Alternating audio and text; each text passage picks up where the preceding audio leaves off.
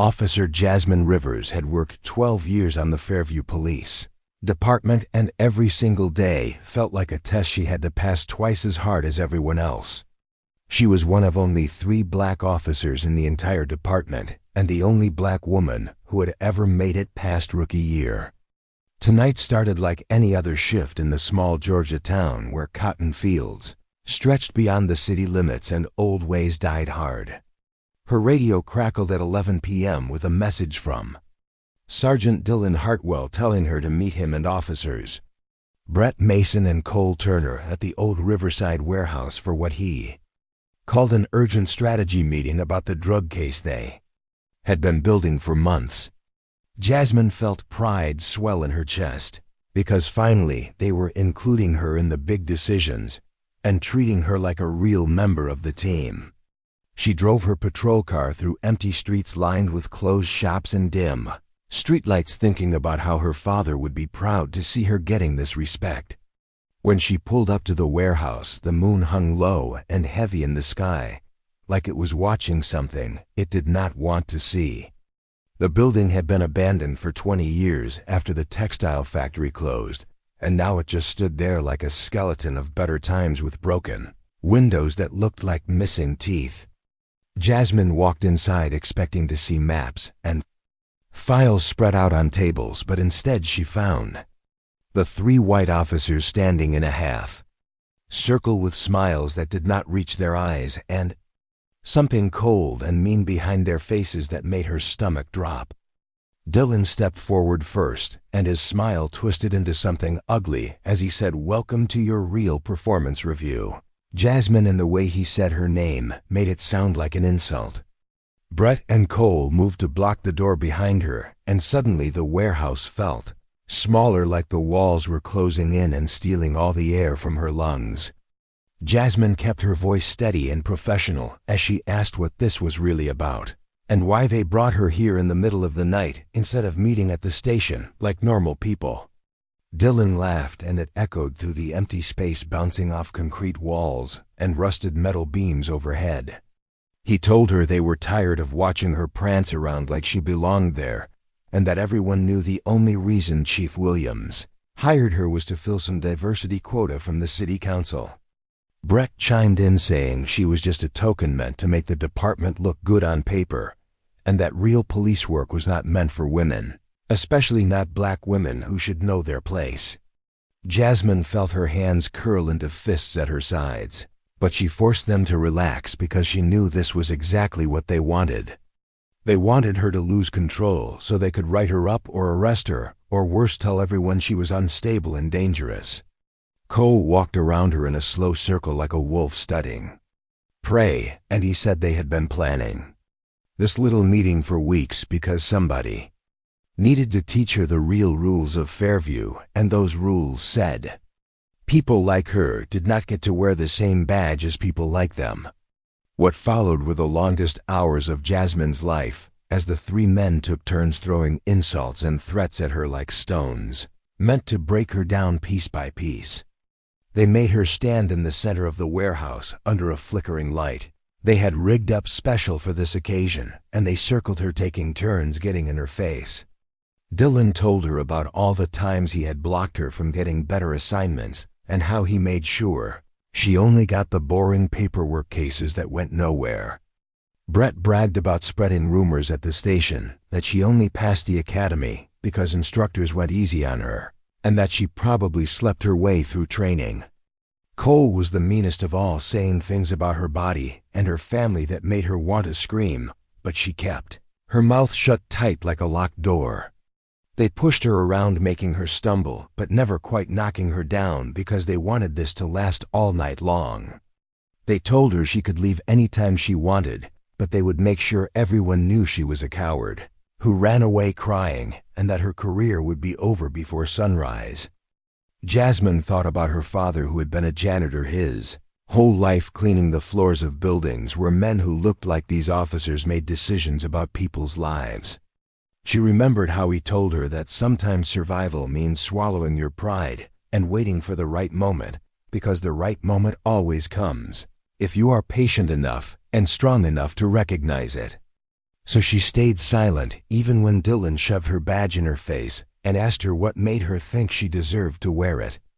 As midnight turned into 1 a.m. and then 2 a.m., Jasmine kept herself focused by remembering why she became a cop in the first place. When she was 9 years old, she watched 3 police officers beat her older brother, Marcus, on their front lawn for the crime of walking home from basketball practice after dark. They said he matched the description of a suspect, but he was just a kid with a backpack full of homework and scraped knees from diving for loose balls.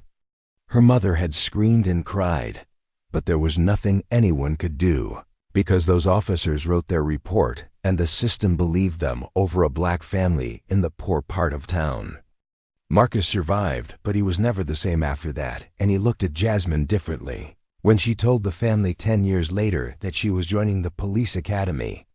He asked her how she could want to be part of the same system that had broken him, and she told him that the only way to change a broken system was to get inside it and be the kind of officer she wished had shown up that night instead of the ones who did. Now standing in this warehouse being tormented by men who wore the same uniform, Jasmine wondered if Marcus had been right all along. But then she remembered the kids in Fairview who waved at her when she drove past the elementary school and the old ladies at Mount Zion Baptist Church who thanked her for checking on them, and the teenage girl she had saved from an abusive boyfriend last spring who wrote her a letter saying Jasmine was her hero. Those people needed her to survive this night so she could keep protecting them tomorrow. Around 3 a.m. the tactics changed from physical intimidation to something darker and more calculated. Dylan pulled out his phone and started showing Jasmine photos he had collected of her over the past few months. There were pictures of her car parked at her apartment, and photos of her grocery shopping, and even one of her visiting her mother's grave at Oakwood Cemetery.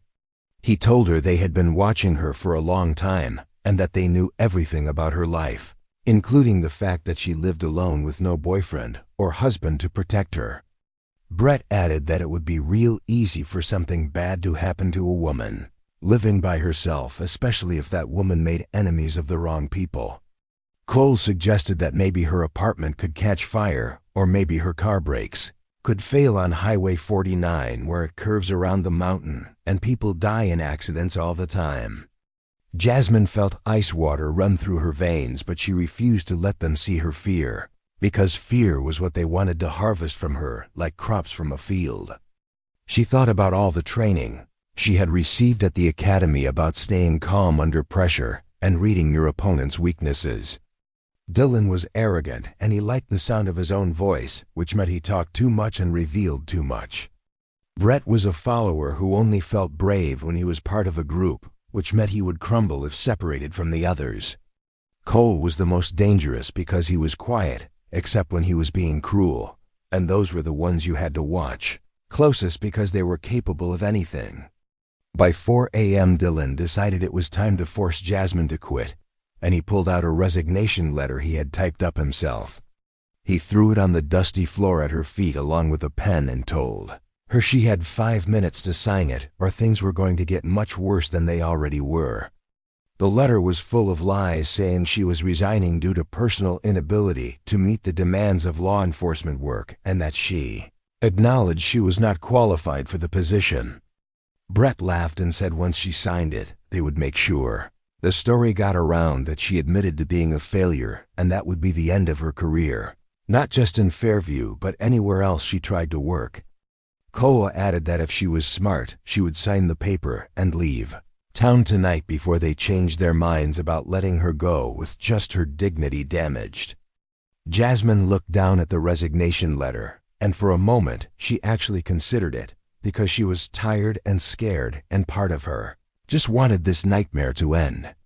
But then she thought about what her father had told her the day she graduated from the academy, when he hugged her so tight she could barely breathe. He said, "Baby girl, there are going to be people who try to make you small because your strength threatens their weakness, and when that happens you remember that you are a rivers, and rivers flow around obstacles but they never stop moving forward." She thought about her ancestors who survived slavery and Jim Crow and every attempt to break their spirits, and she realized that signing this paper would dishonor every sacrifice they made so she could stand here wearing this badge. So Jasmine lifted her head and looked Dylan straight in the eyes and said in a voice that did not shake, "I am not signing anything. I am not going anywhere." Dylan's face turned red like a tomato about to burst, and he grabbed Jasmine by her uniform collar and shoved her hard against a concrete support beam that sent pain shooting up her spine. He screamed in her face, asking her who she thought she was talking to, and reminding her that he was a sergeant with 15 years on the force while she was nothing but an affirmative action hire who should be grateful. They even let her clean toilets at the station.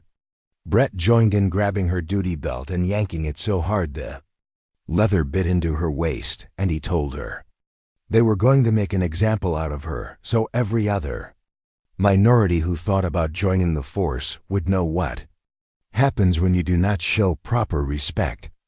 Cole was the one who scared her most because he just stood back watching with empty eyes like he was studying an insect he was about to pull the wings off of. He said, "You know what I think, boys," and his voice was calm, which made it worse. He said, "I think she likes pain because why else would she keep pushing us when we have been so patient with her all night?" Jasmine tasted blood in her mouth from where she had bitten her cheek to keep from crying out, and she could feel bruises forming on her arms and back, but she kept her face blank like a mask. She had learned a long time ago that men like this fed on your pain and your fear, so the best weapon was to give them nothing to feed on. But inside her chest, her heart was pounding like drums at a protest. March in her mind was working fast, calculating distances and angles and weaknesses because she knew the night could not last forever, and when dawn came everything would change. From 4:30 a.m. until the first hints of light started touching the eastern sky, Jasmine stayed completely silent, no matter what they said or did to her. Dylan tried every trick in his book to get her to react. He told her she was ugly and stupid and that nobody at the station liked her. He said her father would be ashamed of her for being so stubborn.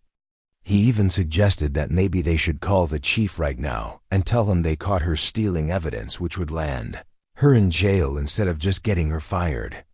Brett tried the opposite approach, acting like he was her friend and saying they could make this all go away if she just apologized and admitted she did not belong here. He put his arm around her shoulders like they were buddies and told her he actually felt bad for her because she had been set up to fail from the beginning. Cole said nothing, but his eyes stayed on her like a snake watching a mouse, and she knew he was the most patient predator waiting for the perfect moment to strike. But Jasmine had become a stone statue in the center of that warehouse. Her face showed nothing, and her mouth stayed closed, and her eyes looked through them, instead of at them like they were ghosts who did not really exist. This drove them crazy, because people who bully others need to see the damage they are causing, or else it does not satisfy the sick thing inside them that requires other people's suffering to feel powerful. Around 5 a.m., Dylan actually screamed at her to say something, to cry or beg or curse at them, because her silence was making him feel like he was losing control of the situation, and control was everything to a man like him. At 5:30 a.m., the first rays of sunlight began to creep through the broken windows of the warehouse, like golden fingers reaching across the dirty floor. The light changed everything, making the shadows retreat and showing just how exhausted and sloppy the three men had become.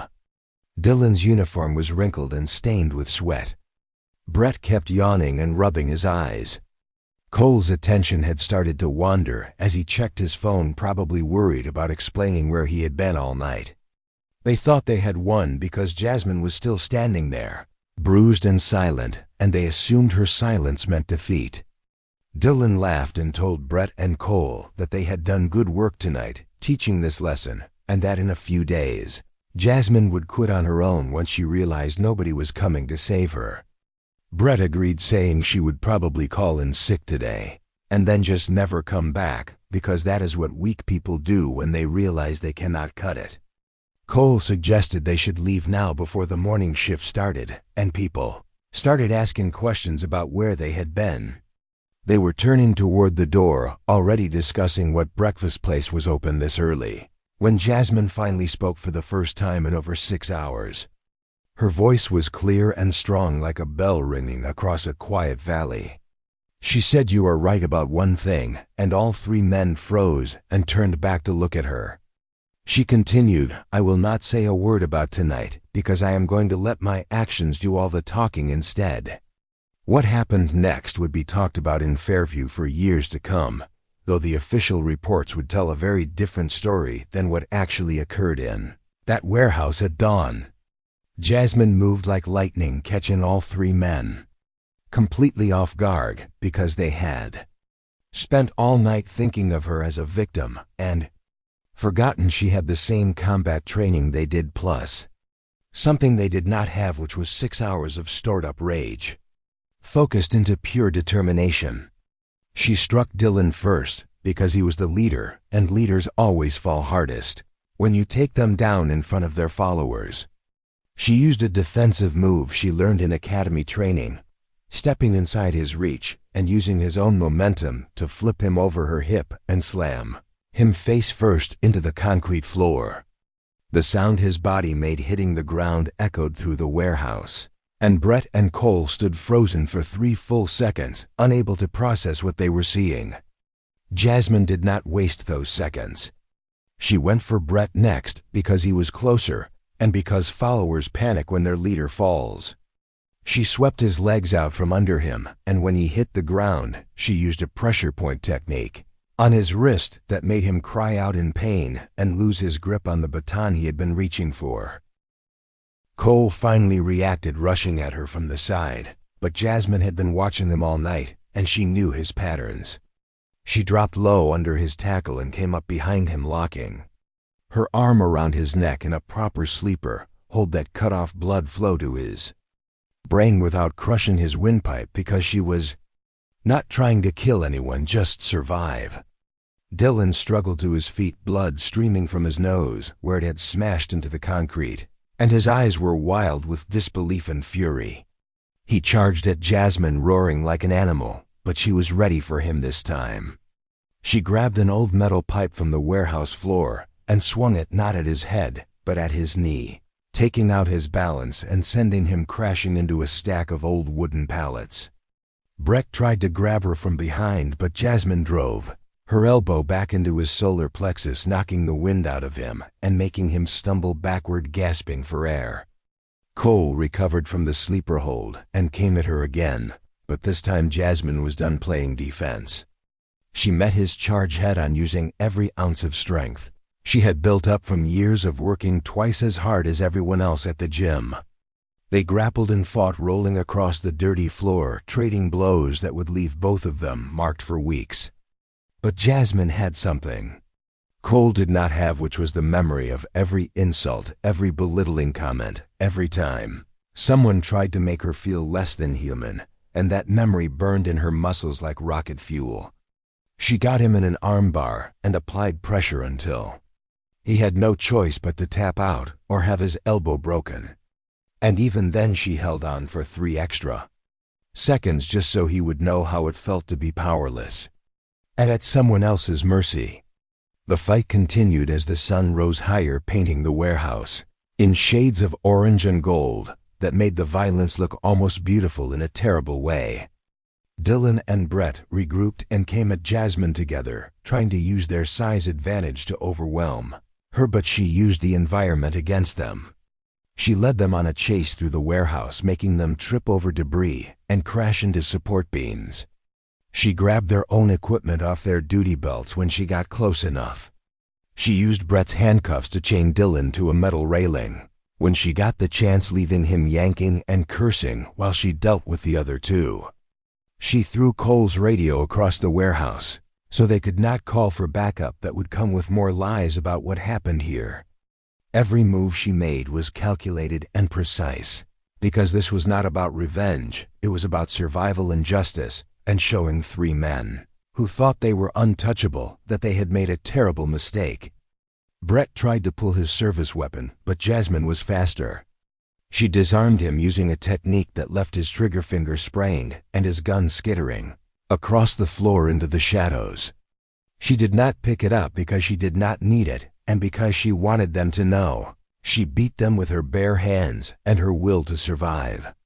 Cole made one last desperate attempt to tackle her, but Jasmine sidestepped and used his own momentum to send him crashing through a rotten wooden door that exploded into splinters.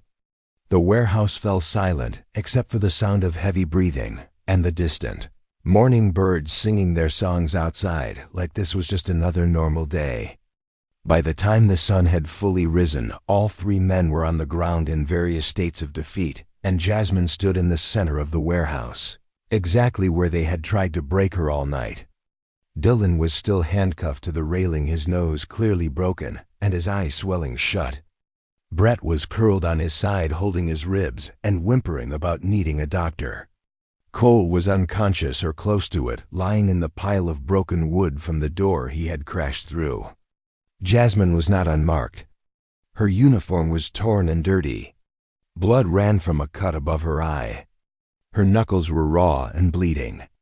Her whole body screamed with pain from bruises and strains, but she was standing and they were not. And that made all the difference in the world. She walked over to where Dylan was chained and crouched down so she could look him in the eyes. She said, "You spent all night trying to make me small, but the truth is, I have always been bigger than you because I fight for something beyond myself while you only fight to protect your own tiny kingdom of hate."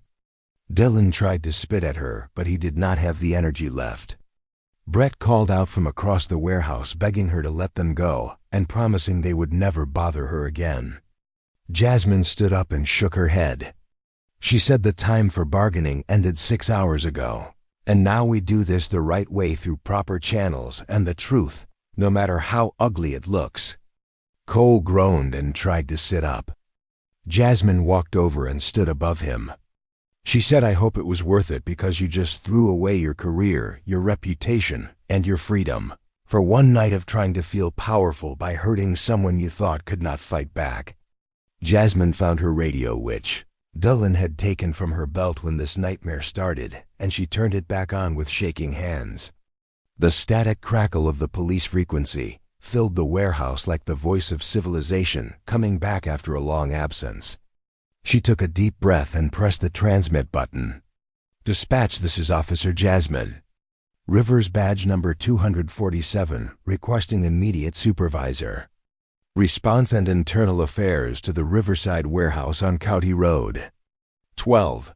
I have 3 officers down requiring medical attention, and I need to report use of force and a violation of civil rights." There was a long pause on the other end, and then dispatch came back asking her to confirm what she just said because it sounded impossible.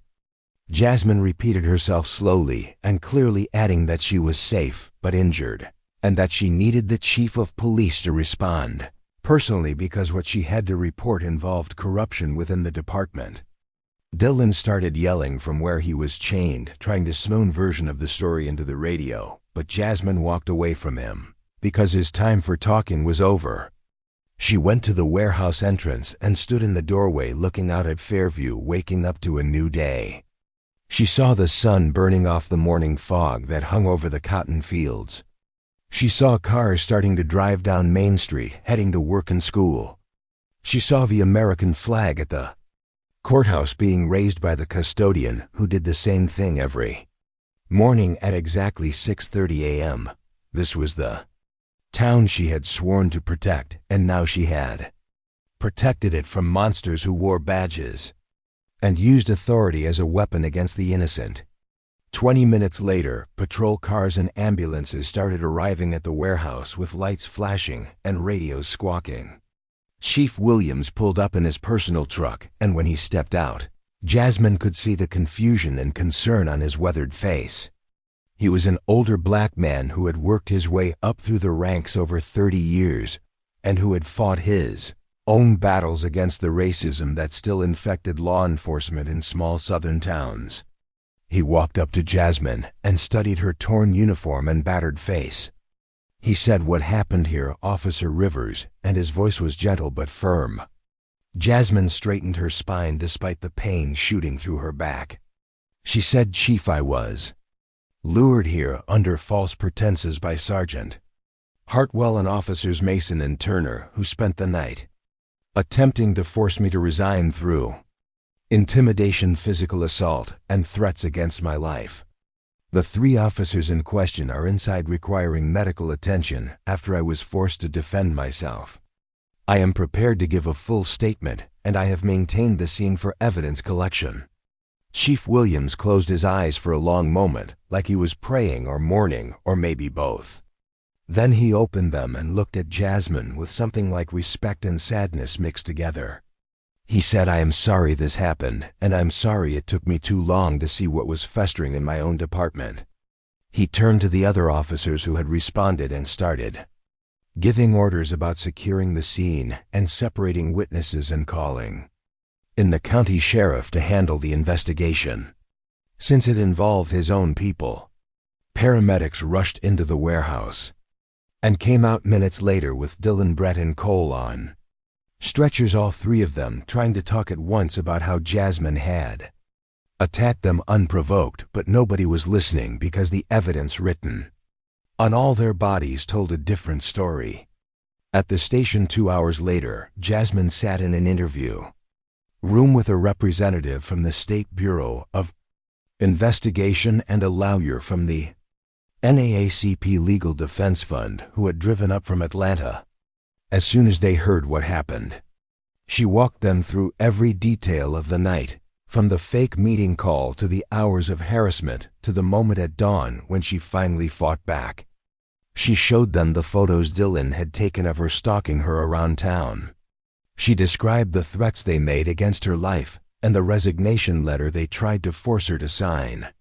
She explained how she stayed silent through it all, waiting for the right moment, because her father had taught her that patience was survival, and survival meant living to fight another day. The SBI investigator was a white woman named Agent Patterson, who looked at Jasmine with fierce eyes and said, "What you survived was torture, and what you did to survive was heroic, and I am going to make sure everyone knows the truth." The NAACP lawyer, whose name was Marcus Thompson, like Jasmine's brother, squeezed her hand and said, "You are going to become a symbol, whether you want to be or not, because this story is going to go national and people need to hear it." Jasmine felt tears finally come after holding them back for so long, and she said, "I did not do this to be famous. I did this because I refused to let them take away everything I worked for and everything my family sacrificed for me to be here." Chief Williams came into the room and informed her that Dylan, Brett, and Cole were being placed on immediate suspension pending criminal investigation, and that the county prosecutor was already drawing up charges including kidnapping, assault, and civil rights violations. He said the department was implementing immediate reforms including mandatory bias training, external oversight, and a complete review of hiring and promotion practices. Then he did something that surprised everyone. He stood at attention and saluted Jasmine like she was a superior officer and said, "Officer Rivers, you upheld your oath to protect and serve even when the people you needed protection from were wearing the same uniform, and for that you have my respect and my commitment to making this right." Within 3 days, the story had spread across the country, carried by news outlets and social media, and debated on television talk shows. Some people called Jasmine a hero and organized rallies in Fairview supporting her and demanding justice. Other people said she must have done something to provoke the attack, or that she used excessive force in defending herself because she should have just let them hurt her and reported it later. The Black community in Fairview and beyond rallied around her, organizing fundraisers for her legal defense and medical bills, even though she insisted she did not need the money. Her mother came to stay with her, crying and holding her and thanking God she was alive. Her brother Marcus showed up and apologized for doubting her choice to become a cop, and said she proved that one good person in a broken system can make a difference even if it costs them everything.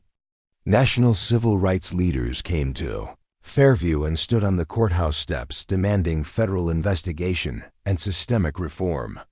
The 3 officers were arrested and charged with multiple felonies.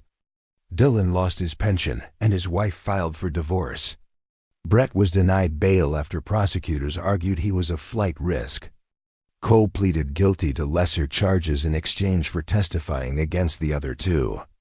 The FBI opened an investigation into the entire Fairview Police Department, looking for patterns of racial discrimination and abuse. And through it all, Jasmine went back to work wearing her uniform and driving her patrol car through the streets of Fairview because she refused to let them run her out of the town she loved and the job she believed in. 8 months later, Jasmine sat in a federal courthouse watching as Dylan Hartwell and Brett Mason went on trial for violating her civil rights under color of law. The prosecution presented overwhelming evidence, including her testimony, the photos Dylan had taken, the medical reports documenting her injuries, and testimony from other officers who admitted they had witnessed discrimination but had been too afraid to speak up. Dylan's lawyer tried to argue that it was just cops being rough with each other like they always did, and that Jasmine was too sensitive. Brett's lawyer claimed his client was just following orders from a superior officer. But the jury saw through those excuses, and after 3 days of deliberation, they came back with guilty verdicts on all counts. Dylan was sentenced to 15 years in federal prison. Brett got 10 years. Cole, who had pleaded guilty earlier, got 5 years. The judge, who was a black woman named Constance Harris, gave a statement saying that law enforcement officers who abuse their power and target people because of their race are not just criminals, they are traitors to the Constitution. They swore to defend. She looked directly at Jasmine sitting in the courtroom gallery and said, "Officer Rivers, your courage in the face of unspeakable cruelty has helped shine a light on darkness that has existed too long, and I hope your example inspires others to stand up and demand better from those who are supposed to protect us." Jasmine felt her father's spirit with her in that moment, and she knew he would have been proud, not because she won, but because she never stopped believing that justice was possible even when everything seemed hopeless. In the 2 years following that terrible night, the Fairview Police Department went through a complete transformation. Chief Williams brought in outside consultants to review every policy and procedure. They hired more black officers and Latino officers and women officers until the department actually looked like the community it served. They implemented body cameras and dashboard cameras for every officer. They created a civilian review board with real power to investigate complaints and recommend discipline. They started a community policing program where officers worked directly with neighborhood leaders to build trust and solve problems together. The old guard officers who resisted these changes either adapted or retired or were forced out when their own histories of discrimination came to light. Jasmine was promoted to detective and put in charge of training new recruits about ethics and constitutional rights. She told her classes the story of that night, not to scare them, but to show them what happens when good people stay silent and bad people think they can act with impunity. She said the badge you wear is a symbol of public trust, and if you break that trust for any reason, especially racism or hatred, then you deserve to lose not just your job but your freedom. Her classes graduated with a new understanding that being a police officer meant being willing to stand up not just to criminals on the street, but to corruption within your own ranks, even when it costs you everything. Jasmine still carried scars from that night, both visible and invisible. She had nightmares sometimes about being trapped in dark places with no way out. She flinched when people came up behind her unexpectedly.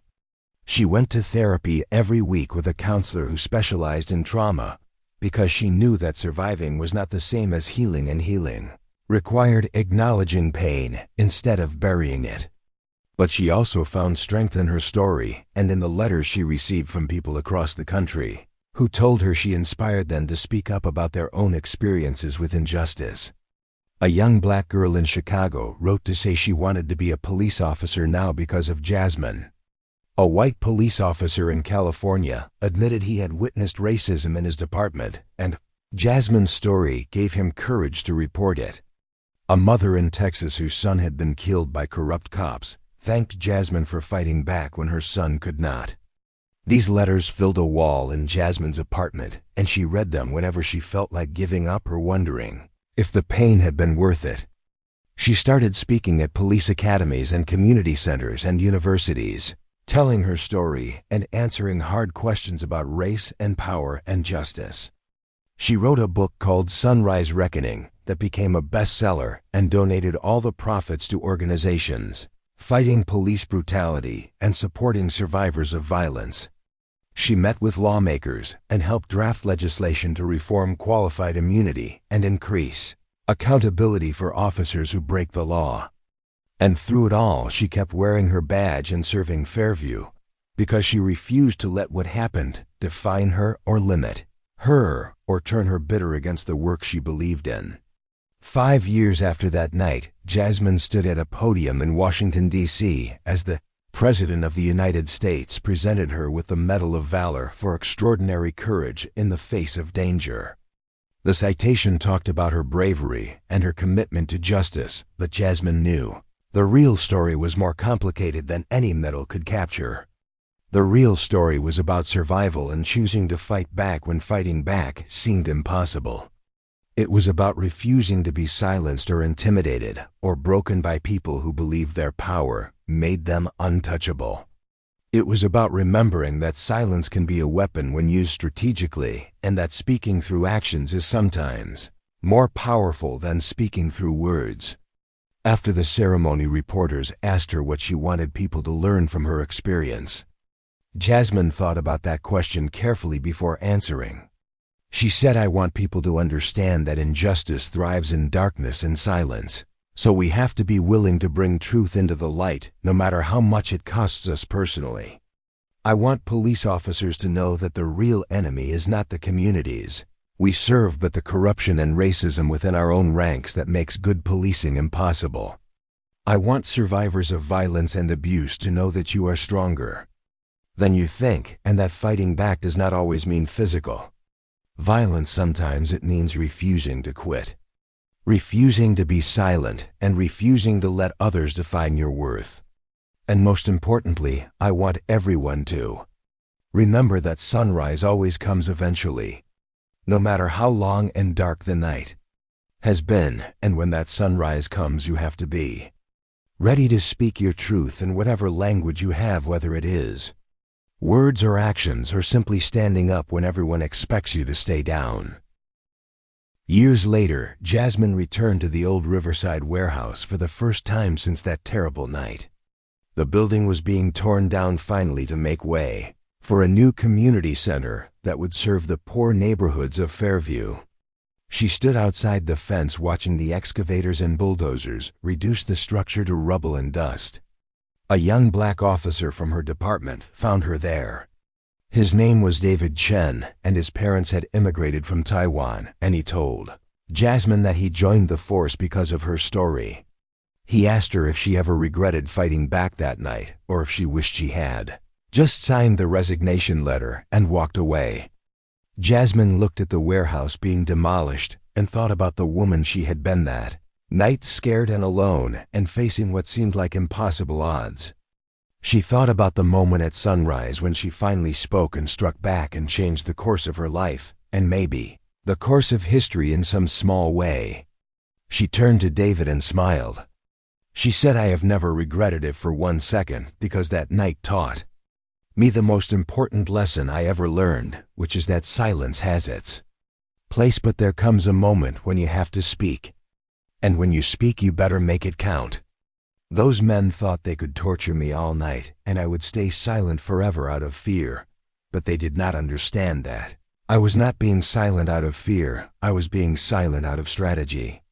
I was waiting for dawn when I would have light on my side, and when they would be tired and sloppy, and when I would be ready to show them that the woman they thought was weak was actually the strongest person in that room. David nodded and said, "That is why you are a legend around the department, and why every recruit who comes through training learns your name." Jasmine laughed and said, "I am not a legend. I am just a survivor who got tired of surviving and decided to live instead. And living means fighting for what is right, even when the cost is high." The warehouse collapsed in a cloud of dust, and when the dust cleared, there was nothing left but empty ground waiting for something better to be built in its place, and Jasmine thought that was the perfect metaphor for what her life had become.